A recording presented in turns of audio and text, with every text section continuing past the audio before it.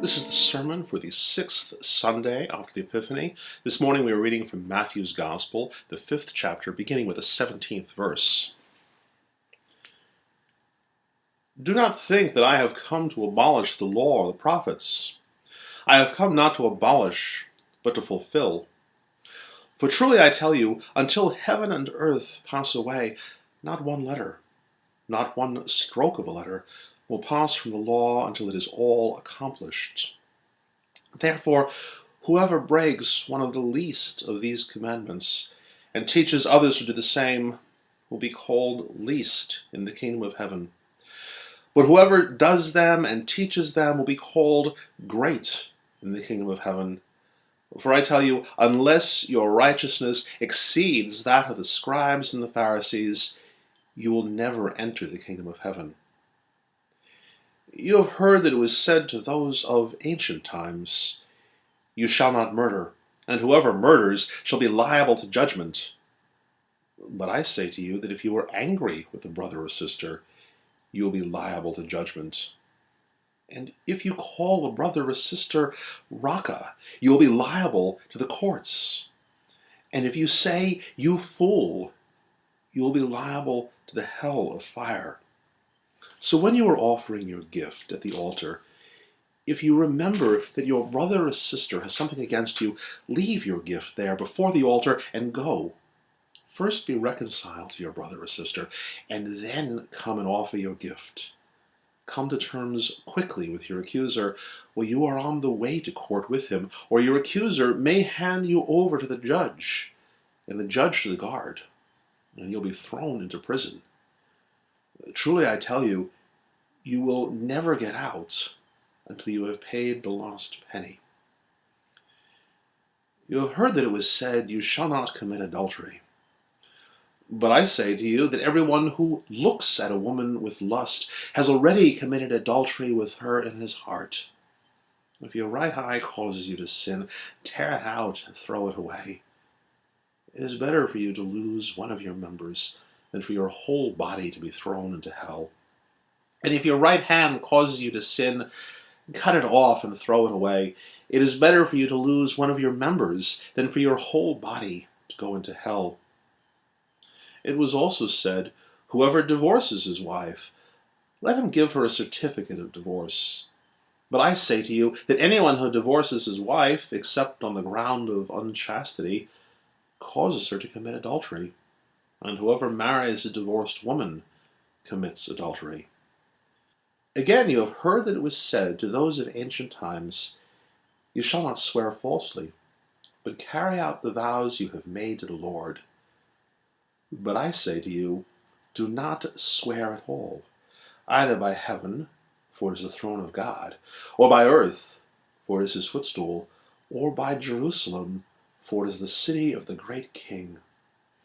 And do not swear by your head, for you cannot make one hair white or black. Let your word be yes or no. Anything more than this comes from the evil one.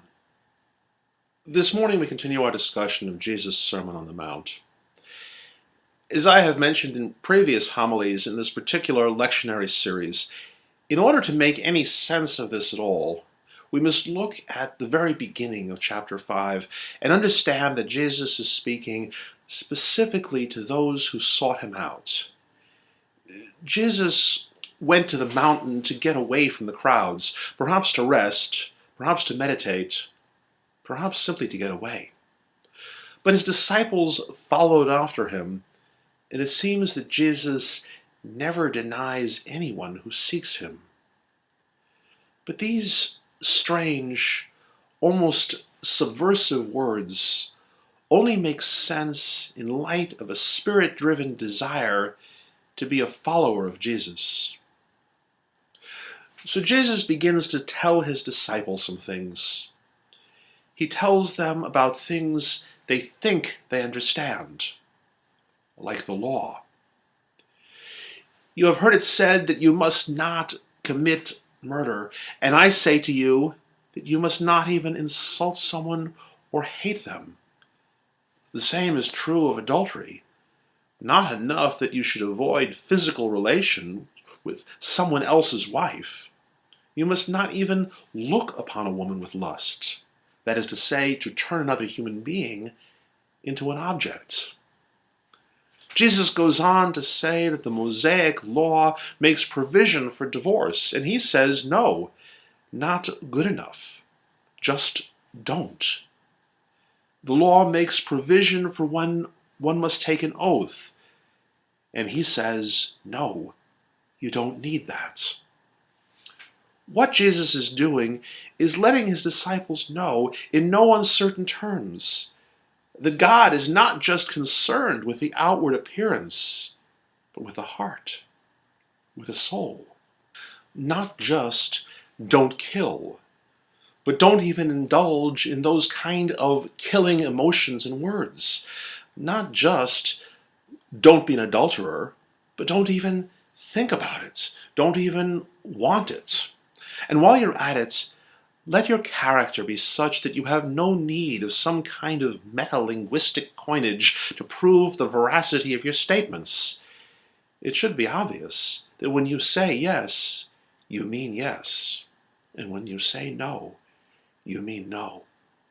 In short, as we read in verse 20, unless our righteousness exceeds the outward righteousness of even the best of those in the religious establishments, we're not going to make it into God's kingdom.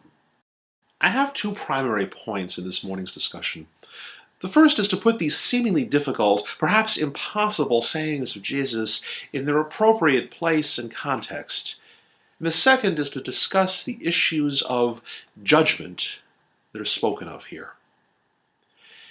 It has been suggested that Jesus is letting his disciples know that their situation is hopeless. Oh, sure, I can maybe avoid actually killing people, but never calling them names, like fool, for example. I can't do that. I'm only human. Or, okay, so I can probably, with a little self-control, keep myself away from other men's wives. But to actually control my lust? I don't think so. I'm only human. And in so letting us know our hopeless state, we have no choice but to beg a displeased God for mercy. But if that were the case, if Jesus really understood the disciples would never obtain what he said was necessary, why bother telling them at all? Why not just say, forget it. You're unfit for heaven. You're not right. Never have been, never will be. Just beg, and maybe my Father will forgive you. On the other hand, we can plainly see that what Jesus is saying is meant to cause us at least some consternation. It is meant to show us that the acceptable way of righteousness for the world is not good enough, not by a long shot. But if it were as simple and as harsh as, okay, here's the deal, if you are absolutely perfect starting right now, you can get into heaven when you die, but if you mess up even in thought, well, buddy, you're out of luck. If that then were the case, again, why bother saying anything at all? For in reality, we would all be lost. Instead, I would like to suggest that Jesus is laying down for his followers a way of life. Don't hate. Don't turn people into objects because you feel attraction towards them. Don't be a person whose yes or no cannot be trusted. This is what I want you to move towards. This is what maturity looks like. Are you there yet? Of course not. If you were, we wouldn't need this discussion. Our lectionary cuts the reading off at verse 37, but I'd like to go on and look at the rest of the chapter if we might. From 38 on, it goes like this. You have heard it said, eye for an eye, and tooth for tooth. But I tell you, do not resist an evil person. If anyone slaps you on the right cheek, then turn to them the other cheek also. And if anyone wants to sue you and take your shirt, hand over your coat as well. If anyone forces you to go 1 mile, go with them 2 miles. Give to the one who asks you, and do not turn away from the one who wants to borrow from you. You have heard it said, love your neighbor and hate your enemy. But I tell you, love your enemies and pray for those who persecute you, that you may be children of your Father in heaven. He causes his sun to rise on the evil and the good, and sends rain on the righteous and on the unrighteous. If you love those who love you, what reward is there in that? Are not even the tax collectors doing that much? And if you greet only your own people, what are you doing more than others? Do not even pagans do that? Be perfect, therefore, as your Father in heaven is perfect. It is easy to recognize the same principles at play in the remaining verses of Matthew 5. The law says this. Jesus says, go past that. Get to the heart of it. The world does it like this. Jesus says, go beyond. Why? Because your heavenly Father is perfect, and you need to be as well. But you see, that's the reason to only tell those who are already on the journey, who are already following. The rest of the crowds, without having committed to the journey, will only see this as yet another set of even more stringent rules. And heaven knows the people then and today don't really need any more rules. But they do need a way. And that's what it is to follow Jesus. A way to live. A way to be. And from our human vantage point, a way to become. Jesus himself clarifies his purpose through his time of fasting in the desert. His disciples are slowly initiated into the ways he will have them walk through patient teaching and example. Even St. Paul only begins his walk with Christ on the road to Damascus. These hard sayings of Jesus, perhaps they shouldn't seem so harsh at all. Maybe they should seem to us to be exhilarating. Not so much a pitiful, oh God, I can't live up to this. It's too difficult. I can't love my enemies and pray for those who hurt me. And when someone annoys me, I can't help it. I call them a fool or some equivalent. My eyes betray me, and my heart is full of lust. I'm a failure, and I'm never going to be worthy. But rather, as I continue to walk with Jesus, as I continue to seek him, this is what I will become, regardless of the sins of my past, regardless of the many sins from which I and the world around me are still recovering. In the fullness of time, I will become the man whose yes is really yes, and whose no is really no. I will, in time, learn to pray for those who do me wrong.